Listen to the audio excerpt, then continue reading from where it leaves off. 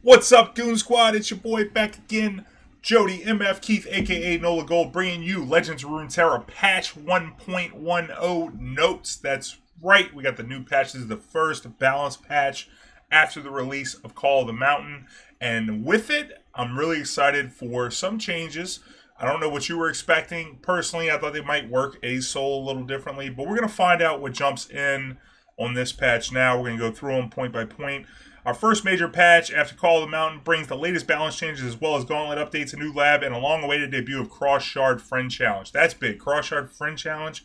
Now these community-run tournaments can host tournaments and have people challenge people from different servers. That's really big, along with just having friends on different servers, being able to practice with them, scrim with them. We've been waiting for this. It got pushed back, and here it is. Card updates. This is what people really want to see. Dev notes balance in 1.1 and 1.11. Patch 1.1 lands 3 weeks after the Call of the Mountain patch rather than the usual 2, which has given us room to lock in more balance changes than usual for the first post-release patch. It's also not quite enough room to gather data on all the new stuff, so we'll be following up with more balance changes in just 2 weeks as part of patch 1.11.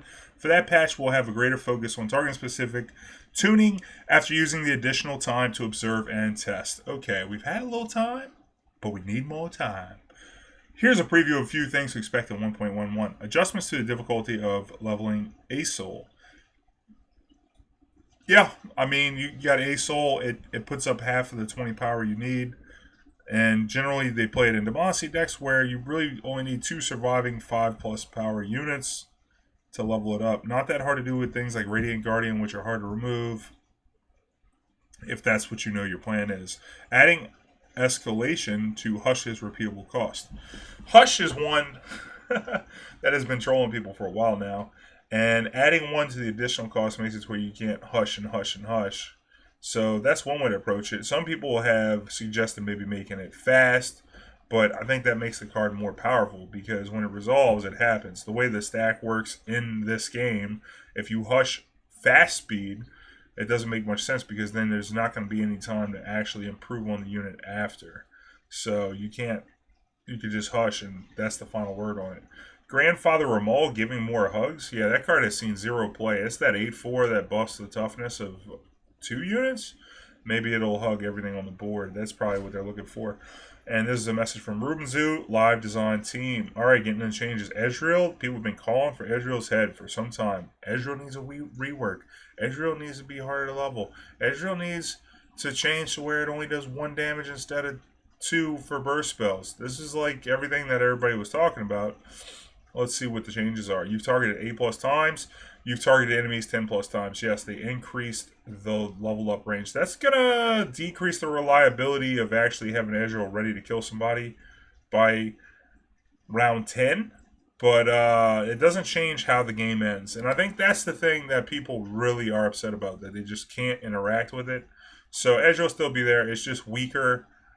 And you'll probably see Ezreal get played earlier more often than not to try and pick up those mystic shots to get the extra damage and farm a little value off of Ezreal in the mid game. See the reason why. Ezreal's an exciting build around and a unique combo control finisher, but his design also presents some is this fun to play against challenges that we've discussed previously. Increasing the difficulty of Ezreal's quest will ask for additional investment to reach his extremely potent level to form and create more tension in the choice between leveling up his quest and saving damage for the opponent's nexus. That's true, because if you have to throw a couple more burn spells at your opponent's units to level them up, then you really have to decide if you want to actually level that Ezreal. Lee Sin, changing it up down to 4 mana. Was 6. Health decreased from 6, also down to 4. So we're looking at a 4 mana 3/4. And you actually have to play 8 spells to level it up. So leveling it up is going to take a little bit longer, but he's going to have more impact on the game a lot earlier, which I think is huge. Lee Sin not doing anything until turn 6 when the game's kind of already found its place is what a good way to put it, I think. Like, the game is already where it needs, like, where the direction of the game. He's not really impacting the game super significantly. The cool thing about playing it on turn 6 is that he's leveled up. Also, the barrier is not really that big of an effect usually for Lee Sin having 6 toughness, but you will see here that the barrier is going to be a lot more relevant because he's not going to be leveled up just kicking people. He's actually going to be fighting and doing damage and striking, so, and being struck. So the barrier effect is going to make more sense. This is a make sense move for Lee Sin. It's going to be nice seeing Lee Sin on the board earlier. Personally, I popularized the Kickaxe deck, did well with it in a few tournaments, and I love Lee Sin. So seeing Lee Sin with Draven, maybe we'll see it with Diana. There's a few things you can pair it with, but being able to play it early as like a value engine is definitely going to be great for Lee Sin and Ionia in general. So happy to see this change. Gives it the card a lot more flexibility instead of being just this late game finisher with Might or Kato. But this buff is big. I mean, it is a pseudo nerf in that you have to play more spells, but I don't think it's a big a deal. Another big change for Lee Sin is they changed Lee Sin's signature spell, which was the Dragon's Rage, which Dragon Rage is something that Lee Sin does on the kick. That's the kick from the Lee Sin, Dragon's Rage, whenever he's leveled. But now the spell is going to be Sonic Wave instead of Dragon's Rage, which is big. The leveled up Lee Sin's also important, going up to 5 health. So you see it getting +1/+1 like most champions do whenever they level up. Still 4 mana. We've also changed Lee Sin's champion spell to Sonic Wave. While this is more unusual change, Lee Sin's Dragon Rage was often a poor fit for Lee Sin decks due to being expensive and slow speed. Yeah, Sonic Wave is the card you want for Lee Sin. It's also cool because if you have Lee Sin out, having Sonic Wave as the Lee Sin spell, you can Sonic Wave on something with like quick attack to be able to challenge something. And it'll also give you 2 spells to kind of compensate for the fact that it does take 1 more to level up Lee Sin. But getting double spell just kind of makes sense because it goes with Lee Sin's kit as well. So all in all, I'd say that's a pretty good change. Followers and spells. What do we see here? The War Chefs. Power goes from 2 to 1. Only change here. So we're going to see a 1/3. So this isn't going to be auto include. This is War Chefs has been the most demanding, the most auto include 2-drop and most mid range and aggressive Demacia decks for a long time. This might have people consider something different. The support mechanic. Maybe this will relegate War Chefs into a more support focused deck and not be this auto include. The +1/+1 is still going to be good. But the fact that War Chefs could just come down on turn 2 and dominate opposing 2/2s and still survive to support is huge. Because the support's great at just healing units that have been softly damaged, putting things out of range of trades, and then it makes the War Chefs just a lot weaker. That 1 power. So, I guess Chef's Kiss going out for War Chefs. We might not see it as much.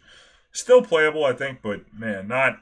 I think you're going to have to be more focused on like Level and Lulu or things like that for this card to actually be the card that you are always going to want. Flash of Brilliance, getting the buff from 4 back down to 3. Yeah, recently when everybody was riding against Heimer, I think they overdid the Heimer nerf by changing the 3 mana turret. And I was like, man, why'd y'all also have to change Flash? Because Flash going to 4 is huge because you don't get the free roll off of Heimer, which is really what makes Heimer great. Because you can Flash and then have the 3 mana and basically just get a free turret the turn you play Heimer on turn 5 with 3 spell mana banked. So the fact that they already nerfed that turret to where it's not elusive anymore should have already been nerfed enough. But they also nerfed Flash of Brilliance, and you really just need Flash. This is a card that's kind of hard to balance, but let's see what they have to say about it. What would patch notes be without a change to Flash of Brilliance? That's so true. This card used to get any spell. Now they get 6+ cost spell from your regions. So that's kind of a big change. Previously, because you could flash into more, I don't remember if you could get more flashes, but you could get another cheap spell to play with the flash. And so they bumped it up to 6, but then when they moved it up to 4, it just made the card unplayable. because you're not really coming up on anything. It should be there to just cycle into something else. Even outside of Heimer, like you can't play Flash of Brilliance. It's not really doing anything. Reverting a previous change made simultaneously with an update to Heimerdinger. Overall, Flash satisfaction and usability. Wow, read, Jody, come on. Satisfaction. We're making up words. Satisfaction and usability took too much of a collateral hit from those changes. Yeah. Heimer and Flash of Brilliance are ultimately a natural pairing, and we'd like to restore the appeal of such a core interaction while also making Flash more appealing to a wider variety of decks. Yeah, being 3 mana, that's pretty important. There's other decks that could want to see Flash. Also, like you could just look at Flash with League Sin, Flash with Vi, just being adding a spell for when spells matter. You could even potentially play it with things like Puffcap Peddler. Stuff like that, whenever spells matter. Starlit Seer, maybe like some Teemo Sejuani type deal. You can play Flash of Brilliance in there. Find a Harsh Winds. That would be cool. I don't know. Flash of Brilliance. It's good to see this card go back down to 3. I'm kind of excited to see it play again. So, good change, I'd say. Overgrown Snapvine. This card. This card just came out and did nothing. Fell flat. They're increasing the power of it to 5, though. I don't know if that's going to make it great, because whenever you play units, normally they die and turn into a Snapvine. And the Snapvine's like a 4/3. And so what happens if you play a good-sized unit? That kind of sucks. So there's some built-in restriction on that. And, overall, like having a board of 5/3s doesn't do it for you half of the time. But maybe this will give this deck this card some more inclusion into some of the Shadow Wild sacrifice decks. Is like a potential sacrifice outlet. We'll see. Overgrown Snapvine has been a frequent request for updates among the Epic card roster. Snapvine can sometimes lock you out of playing meaningful units. Yeah, that's what I just said. And while we want to be careful, given the potential of its effect, a simple boost to its power should provide a significant usability and payoff upgrade. We'll see. Crackshot Corsair. The Corsair is picking up a toughness here. That's kind of big. 1 drop. Whenever an ally attacks, you shoot their Nexus for 1. Really good for trigger and plunder. Most of the time when you see this card, it's off of a petty officer. It's nice to see the extra toughness, though, because this card doesn't really ever see play. Bogwater's cheap and aggressive plunder-based units haven't been seeing much usage outside of Jagged Butcher. That's true. This adjustment should help Corsair be a more viable option in Bilgewater-based aggro. You can see it, getting 1 more toughness. It kind of attacks for 2 if you think about it, so it's kind of like a 2/2 on an unchecked board. Jagged Taskmaster, what's the change here? Cost from 3 down to 2, power from 4 to 3, and health from 3 to 2. So, went from a 3 mana 4/3 with this plunder effect to a 2 mana 3/2 with the same plunder effect. This is huge. Generally, Taskmaster is really weird because you can only you really have to be on evens for the card to be good, and not even good, just playable, because you need to attack to do damage usually to trigger the plunder outside of using a warning shot that early.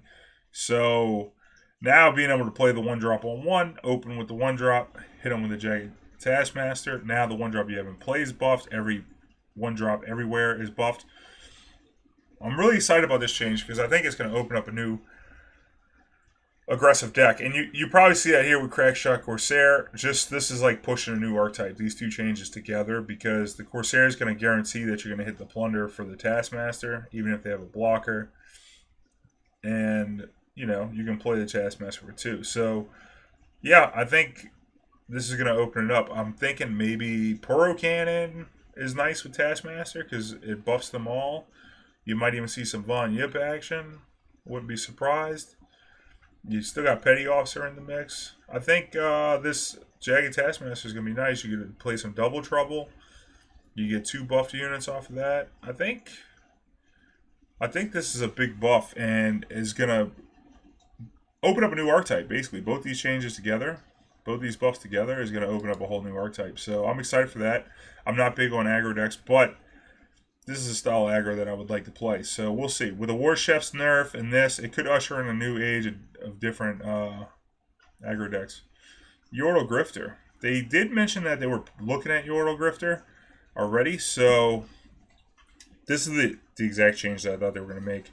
Yordle Grifter used to create a one-shot every time you played it, and so decks that weren't max Bowge Water or heavy Bowge Water would not worry because they would get the one-shot, and one-shot would be more important than the nab usually at setting up Smooth Soloist, setting up, what's the other card? Riptide Rex. Those were things. Mostly Smooth Soloist, I'd say, is probably what ushered in this change, because now you only get the warning shot if you hit the Allegiance. So missing on a Grifter is big bad hurt feelings because you're not guaranteed the warning shot. Yeah, I don't know why. Let's see what they have to say. Legion cards are intended and balanced to be quite powerful given the expected cost of their deck building constraints. Yordle Grifter has proven too easy to rely on in decks that stretch those constraints too far. So we're extending the Allegiance requirements to both of its effects. Yeah, it just makes sense. If you're going to play Allegiance, you got to try for it. And if people aren't trying for it and just getting free warning shots, that ain't right. Ooh, this card. I figured this card was going to get a buff. Cygnus, the Moon Stalker. Power going up to 5. Health going up to 3. Was a 4/2 for 6 mana. Not really good stats, even if you're giving 2 things elusive. That's not great. You might as well just play Something Works map. But here we see going up to a 5/3. It's going to add more power to this effect. Also, the 3 toughness is not irrelevant. Getting it outside of Mystic Shot range, things like that. I mean, there's a lot of 2 power elusives as well. So maybe even possibly being able to survive and still be around. I don't know if it's going to make it super playable, but definitely could make for more of a curve topper, as they say. Curve topper for Nightfall decks. Standard Gauntlet update. Multi-deck pick and ban.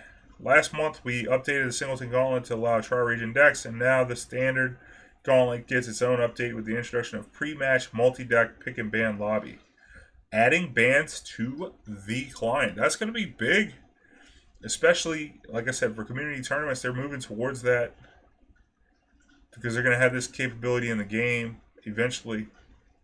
You'll now start off the Standard Gauntlet by picking 3 different decks you potentially like to field. Different how? Well, there are a few rules in place. No champions duplicated between decks. Okay, you can't copy champions. Different region combinations for each deck. Okay. Maximum 1 champion less deck. I see. So you can't have double champion-less decks. After locking in your decks and before each new match, you'll queue like normal until you're matched with an opponent and enter the pick and ban lobby. Here you'll get to view regions and champions of your opponent's decks and ban one of them from being played while they return the favor. Then pick which of your remaining 2 decks you'd like to pilot into the following single game match. Each opponent brings a new pick and ban phase. So it's still just going to be 1 game though, right? You present 3 decks, one of them gets banned, and then you just play 1 game still. So it's not going to be like a best of 3 type deal where there's conquest and deck gets eliminated after winning. So it is a single, unless I'm misunderstanding this, it is going to be a single game. And that's fine. It's cool. You get to practice on your bans. Interesting. A new format. So, new Standard Gauntlet format. This is pretty exciting. And it does usher in the ability to ban in client, which is sweet. New lab. Welcome to the jungle. The patch also brings us our first ever constructed lab.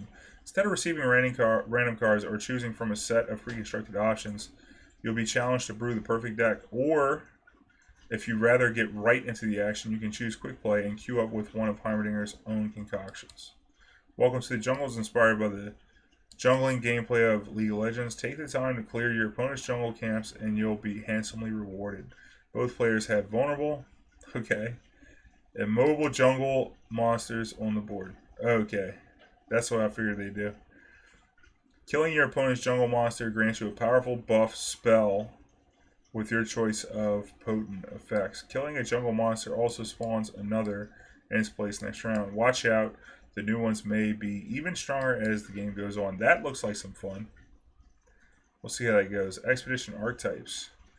Tightening up after the debut of Call of the Mountain, we've diluted the invoke heavy target archetypes, which have been a bit too consistent, made the usual buffs to struggling archetypes, and adjusted cohesiveness rating increase for some archetypes that were showing up too far into drafts when you weren't focusing on them. We're also heavily reducing the offering bonus of Call of the Mountain archetypes. Okay. Call of the Mountain archetypes will now be offered during the initial champion picks half as often as previously, or 50% more than normal for the duration of patch 1.1. The offering bonus will be removed completely with patch 1.11. Okay, so you'll get the Call of the Mountain stuff more often, but they have watered it down. Here are the changes. Now, personally, I do like playing Expedition like once a week, but I haven't played any Expedition since Call of the Mountain has come out, focusing more on tournaments and ladder play. So I'm kind of at a loss for this. Normally I'd be in on it. Cross Shard Friend Challenge. Friend Challenge now available with all friends regardless of which regional shard they play on. Nice. Big deal, big deal. Some bug fixes. Yeah, overall, say good. Good. Yeah, good changes. I like all these changes, so I'm excited to see what it's going to be. This is great.